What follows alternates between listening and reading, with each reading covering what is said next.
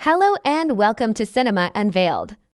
Movie के starting में हम लोग सोफिया को देखते हैं। सोफिया ईवा नाम की औरत के यहाँ एक नौकरानी का काम करती थी। वो ईवा की बेहद खास नौकरानी थी। ईवा जहाँ भी जाती सोफिया भी उसके साथ जाती थी। कहने को तो ईवा सोफिया की नौकरानी थी, लेकिन दोनों के बीच में बहनों की तरह प्यार था। सोफिया ईवा के हर काम को किया करती थी। वो उसके खाने पीने से लेकर उसके नहाने तक का इंतजाम करती थी। सोफिया ईवा के इतने करीब थी कि ये बात ईवा के हस्बैंड जोस को पसंद नहीं आती है। कभी कभी जब ईवा और जोस नींद में होते थे तब अचानक सोफिया उनके कमरे में आकर अपना काम करने लगती थी। इसलिए सोफिया को लेकर अक्सर ही ईवा और जोस के बीच में झगड़े होते थे। असल में बात ये थी कि कई सालों पहले ईवा का घर जल गया था। उस आग में ईवा की माँ और सोफिया के माता पिता की मौत हो गई थी, जबकि ईवा और सोफिया किसी तरह बच गए थे। इस हादसे के बाद सोफिया अनाथ हो चुकी थी, इसलिए ईवा के पिता ने सोफिया को गोद ले लिया और यहीं पर से ये दोनों बहनों की तरह रहने लगी। लेकिन सोफिया के माता पिता तो नौकर थे, इसलिए बड़ी होकर सोफिया भी घर के काम काज करने लगी। एक रात ईवा के पिता की तबीयत बहुत खराब हो जाती है और तब उन्होंने सोफिया से एक वादा लिया,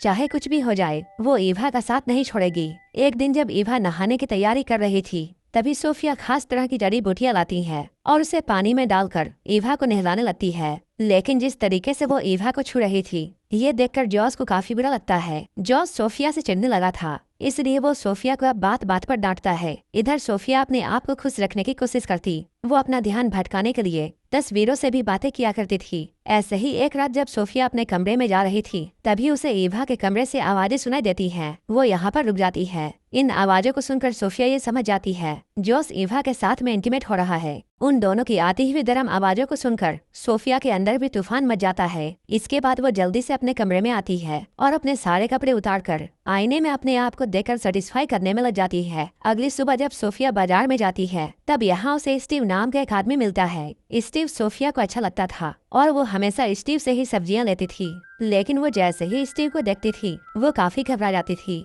सोफिया जब बाजार से आती है तब वो पूरे घर की साफ सफाई करती है और फिर खाना बनाने में लग जाती है, क्योंकि आज इनके घर में कुछ मेहमान आने वाले थे। अभी सोफिया घर के काम को कर ही रही थी तभी उसे ये बात मालूम चलती है कि जोस एक नई नौकरानी रखने वाला है। इस बात को सुनकर सोफिया काफी परेशान हो जाती है, क्योंकि वो ईवा से दूर नहीं जाना चाहती है। इसलिए वो अब और भी अच्छे से काम करने लग जाती है। जल्द ही घर में मेहमान आ जाते हैं। इनके मेहमान नॉर्मन और उसकी बेबी जेनिफर होते हैं। नॉर्मन को यहाँ देखकर सोफिया चौंक जाती है, क्योंकि एक समय ऐसा था जब नॉर्मन सोफिया से प्यार करता था और सोफिया भी नॉर्मन को पसंद करती थी, लेकिन ईवा ने उससे नॉर्मन को छीन लिया था। नॉर्मन के यहाँ आने से सोफिया घबरा जाती है और हड़बड़ी में गलतियाँ कर देती है, जिसे देखकर जॉस उस पर बहुत गुस्सा करता है और वो सबके सामने सोफिया को डांटता है। थोड़ी ही देर बाद मेहमान चले जाते हैं। अब जॉस और ईवा के बीच में हमेशा की तरह झगड़ा शुरू हो जाता है और आज भी इनके झगड़े की वजह सोफिया थी। रात में सोफिया जब अपने कमरे में थी तभी ईवा उसके पास आती है। ईवा उससे कुछ भी नहीं कहती है, बस चुपचाप उसके पास लेट जाती है। लेकिन सोफिया उसे देखकर ये समझ जाती है कि उसे अब इस घर से जाना होगा। अगले दिन जैसे ही सुबह होती है सोफिया अपना सामान लेकर जाने लगती है, लेकिन जॉस उसे रोकते हुए ये कहता है, मैं तुम्हें यहाँ से निकालना नहीं चाहता हूँ, मैं तो बस इतना चाहता हूँ कि तुम हर वक्त हमारे साथ मत रहो। जॉस के इशारे के वो समझ जाती है और वापस वो अपने काम में लग जाती है। इसके अगले दिन सोफिया नॉर्मन से मिलने के लिए जाती है। यहाँ ये दोनों बहुत सारी बातें करते हैं। नॉर्मन के पूछने पर सोफिया उससे कहती है,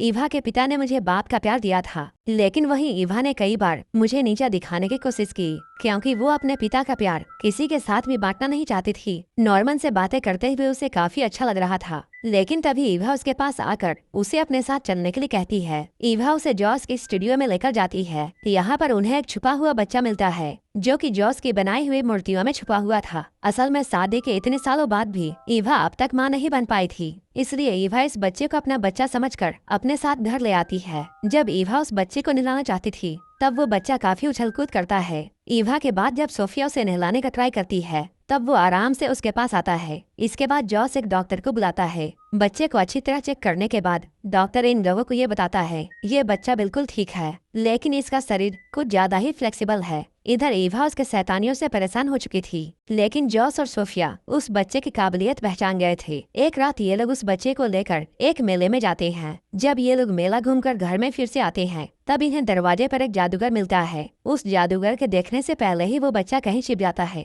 जॉस के कहने पर सोफिया उस जादूगर के लिए खाने का इंतजाम करती है। खाना खाते हुए जादूगर ये बताता है, मेरे सहायक की मौत हो गई है और अब उसका बेटा विली ही मेरा वारिस है। इस जादूगर की बातों से ये लोग समझ जाते हैं जो बच्चा उनके घर में है वही विली है। अब जादूगर अपने जादू का कमाल इन सभी को दिखाता है ताकि ये लोग डरकर विली को वापस कर दे, लेकिन जादूगर के लाख कोशिशों के बाद भी ये लोग उसे विली के बारे में कुछ भी नहीं बताते हैं। अब सोफिया विली का ध्यान रखने लगी थी, जिससे ईवा को उससे जलन होने लगती है। सोफिया ये सारी बातें नॉर्मन को बताती है। वो उसे ईवा को माफ करने की सलाह देता है। अब सोफिया फिर से नॉर्मन के करीब आना चाहती थी और इसलिए उसने अब नॉर्मन के घर में आना जाना शुरू कर दिया था। नॉर्मन से मिलकर उसके अंदर भी इंटीमेट होने की इच्छाएं जागने लगी थी। वो हर वक्त बस अपनी प्यास मिटाने के सपने देख रही थी। एक तरफ वो नॉर्मन के करीब आना तो चाहती थी, लेकिन वहीं इधर वो स्टीव के साथ में भी अपना अच्छा समय बिता रही थी। स्टीव से मिलकर जब वो अपने घर में आती है तब यहाँ पहुंचकर वो एक पुलिस वाले को देखती है। ये पुलिस वाला जॉस का दोस्त होता है। वो यहाँ जॉस से कहता है